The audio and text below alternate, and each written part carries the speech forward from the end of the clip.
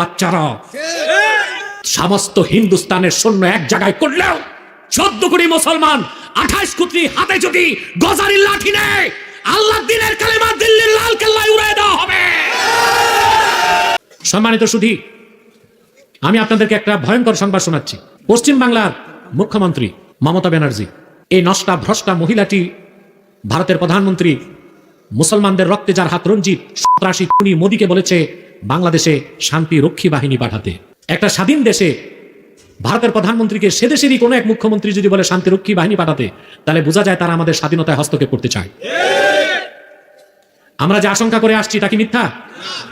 সেটা কি ভারত সুযোগ পেলে আমাদের দেশে হস্তক্ষেপ করবে?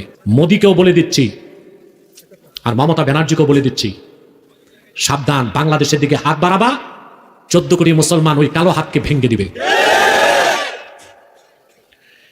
তৃতীয় বিশ্বের একটা তৃতীয় শ্রেণীর রাষ্ট্র ভারত। বাংলাদেশে যারা জুজুর ভয় দেখায়, প্রত্যেক রাজনৈতিক দলে ভারতের দালাল ঢুকে আছে, ভারতকে খুশি করে ক্ষমতায় যেতে চায়, তাদেরকে বলছি, ভারত প্রীতি যাদের মধ্যে থাকবে, বাংলাদেশ থেকে তাদেরকেও ঝাড়ু ঝাঁটা দিয়ে নির্বাসিত করা হবে। বলে কি মুখরোচক কথা, বলে বউ বদলানো যায়, প্রতিবেশী বদলানো যায় না। দালালি করার ভাষাও শিখে নিছে। বেটা, তুমি প্রতিবেশী বানাও, ভারত তো তোমার প্রতিবেশী মানে না। বাংলাদেশের স্বাধীনতায় হাত দিতে চায়। যতবার বাংলাদেশের সাথে বৈঠক হয়েছে ভারতের তিস্তা চুক্তি নিয়ে, পশ্চিম বাংলার মমতা বাধা দিয়েছে, তিস্তা ব্যারেজ করতে দেয়নি।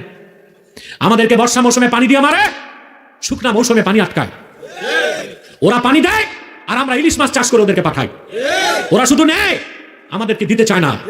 বাংলাদেশের পরীক্ষিত শত্রু হচ্ছে হিন্দুস্তান। তার সাথে বাংলাদেশের কোনো বন্ধুত্বপূর্ণ সম্পর্ক থাকতে পারে না।